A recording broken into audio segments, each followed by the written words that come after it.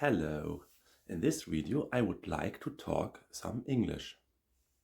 First, I will briefly tell why, when and how I have learned English. Then, thereafter, I will tell about my journeys, trips to English-spoken countries. And next, I will tell how I practice English here in Germany, how often. And finally, I will tell something about the role of English for me as a polyglot. Okay, let's start. How I've learned English. Why I have learned English. I have learned English since I had to do this. English was not a language what I start to learn for my own, since I had to learn it at school. When I started to learn English, I started to learn English when I was 11 years old.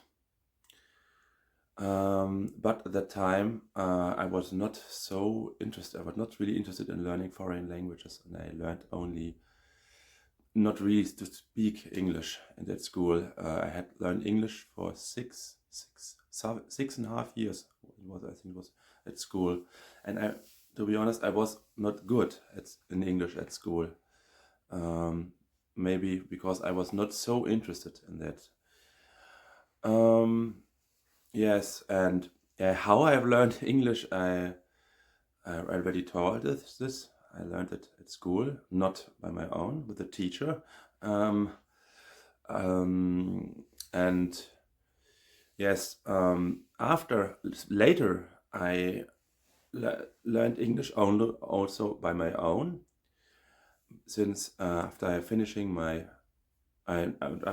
school, I decided to study mathematics, because at that time I was more interested in mathematics and geographics also. Therefore, I started first geodesy, something with mathematics and geographics, and thereafter mathematics. And after finishing my studies in mathematics and at University of Applied Sciences in Remagen, I started to work as a doctoral student, and I made my PhD in epidemiology. There, of course, I needed English because I had to write publications, and at that time I learned more intensively English. Because I will tell about this later in this video. Now I will tell about my journeys to English-spoken countries. I've been several times in the UK, but the first time was that was the first time ever that I've been in a country with English as a native language, was when I was 14 years old in 1993. I was there on holiday with my family, my parents, my brother. No, my sister. I have a brother, but my brother wasn't there with us. My sister, yes. We've been made a trip to England. We've visited London, Canterbury. I remember we visited Stonehenge. Then we went to Cornwall.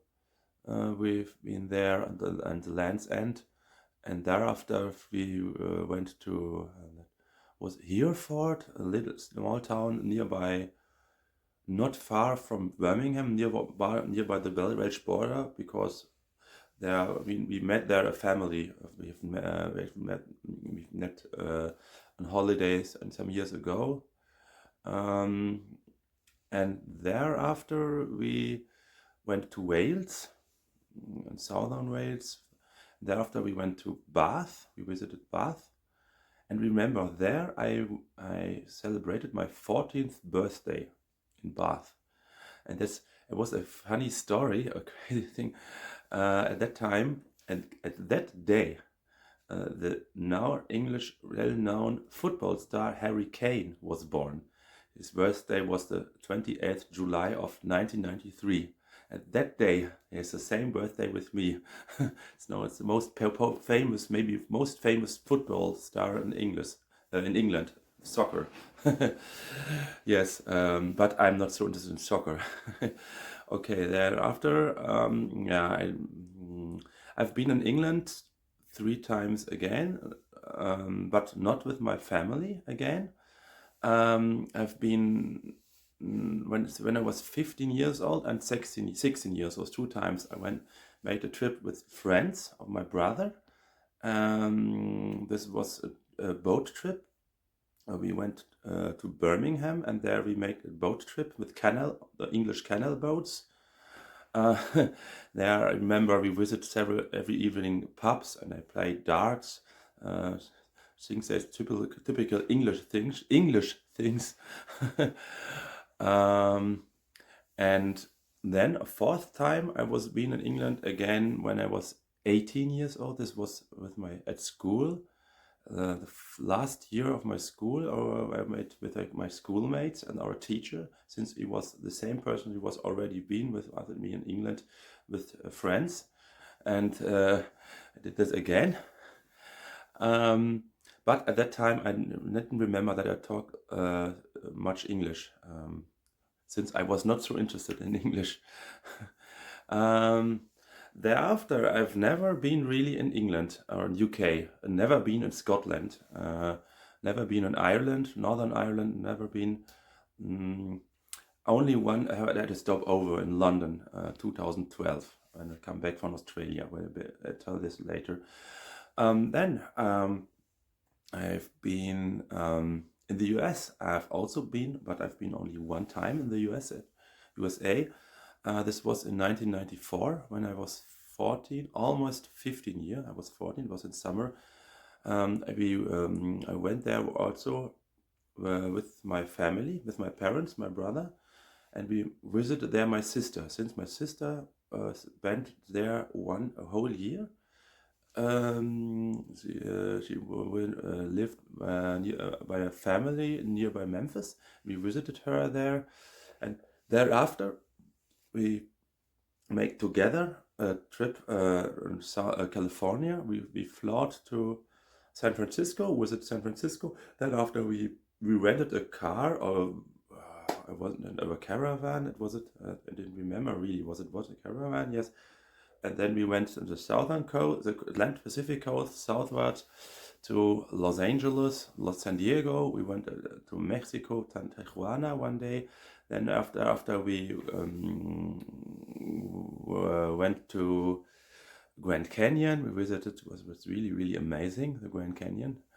And thereafter we've been in Las Vegas. We've been in Utah. I didn't remember what the name was. And thereafter we've been was it Yosemite National Park? Maybe I really forget it really. And thereafter we went back to San Francisco, and thereafter we flew back to Germany. Yeah, my sister, she's now an English teacher. She speaks therefore English fluently, English and as well Spanish. Yes. Thereafter, I've been in the US only one day, 1999, at a stopover when I've come back from Australia back to Germany. Yes, I've been one time in Australia. No, 2 times. The first time was in 1999. I've been there with my parents after finishing at school. We flew via Bangkok and Bali to Cairns. Spent 5 days in Bali. Then we had to stop over in Darwin, and then we flew to Cairns, and there we rented a car and traveled southwards to via Great Barrier Reef. We've seen Brisbane. We went to Sydney. And then we visited Sydney. And it was here was summer and there was winter. I remember the weather was quite bad in Sydney. And then we flew via Auckland to Fiji Islands. We spent it there about 10 days, and then we flew back via Los Angeles one day back to Germany.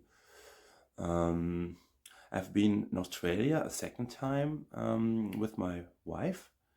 At that time, it wasn't my wife. It was 3 months before our marriage. We flew from Frankfurt first to Singapore, and thereafter from Singapore to Sydney. We celebrated New Year's Eve, and thereafter we flew to Fiji Islands. We spent it there a week or 10 days maybe. And thereafter we flew to Adelaide, and there we rented a car and traveled by car the south coast, the Great Ocean Road, really, really beautiful, to Melbourne. And there we visited the Australian Open. Since I really like tennis, I play tennis, and I really like to watch tennis. It was really, really amazing to see. I've seen there at the Rod Laver Arena Serena Williams, Rafael Nadal, Tommy Haas, Nathan Hewitt, the Australian star at that time. Really, really nice with it. And then we flew back via London, stop over in London to Germany. Yes. In New Zealand, I only have been at a stopover at the first trip to Australia, stopover in Auckland. And I've never been in Canada, I've never been in South Africa. And after 2012, this was the year of being in Australia, I've never been so far anymore in this English-spoken country. Yes, now I will talk about, I will tell about how I practice English. English is a language. Yes, I use English often at my work since I'm a scientist. Since now I finished my PhD 14 years ago. I work as a scientist, as a postdoc, we can say this, since 14 years at the German Diabetes Center in Düsseldorf. And of course, I already wrote many publications in English. And I had to read papers in English, of course. And I made sometimes oral presentations. There I speak English, of course. But I speak English with other people only when I have to do this. And I met on journeys people from the US, from UK, from Australia, with English native speakers, or if they come from countries where the language I didn't speak, like Vietnam or Thailand. But this is really, really, really rare when I do this. But at work also I speak only rarely English, because my colleagues always speak German or Russian, because I have Russian people and I really like to speak Russian. Sometimes Italian, I have an Italian colleague. Yes, and we have meetings, also you have Germany, and I teach at the university and do this also only in English. Yes, in German, not in English. I do this only in German, of course. Yes, and my wife, sometimes I practice with my wife English, because my wife is not interested in learning languages, foreign languages, but she works as an engineer in an international company. She's a saleswoman, is it? She's something doing with cars, and she needed English, and she's practicing English. She had some books, and sometimes she asks me, "Oh, Heiner, how do you say this in English? How would you say this?" And I can't say this, because, to be honest, my English is not so good. And of course, because English is not a language you speak it very often. Okay, now at the finish of the video, I will speak about the role of English for me as a polyglot. Yes, for me, English was never, to be honest, never a language I really wanted to learn by myself. Even later, I learned some English more when I did my PhD. I learned only English. I was interested when I was in Australia.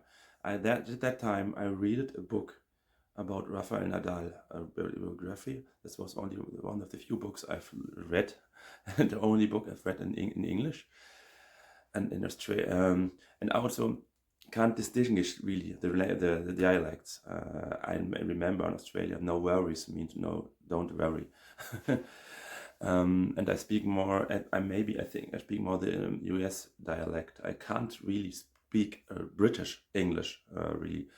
But for me, English was not my favorite language, and I only when I at the polyglot events, I speak only with polyglots, never English. Only sometimes when I didn't know what I have to say in the other language, and the person don't speak German, my language, motherland tongue.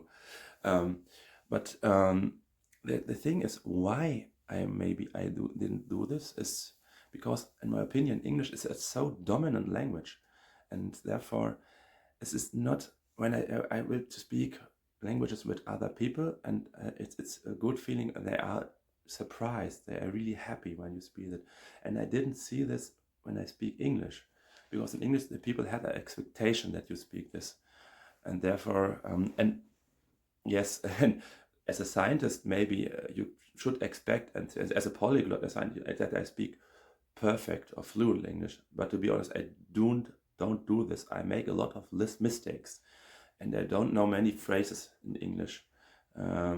That's the thing. Okay, now that was all. I'm done. What I wanted to say in English. I hope everything was understandable what I've told in English.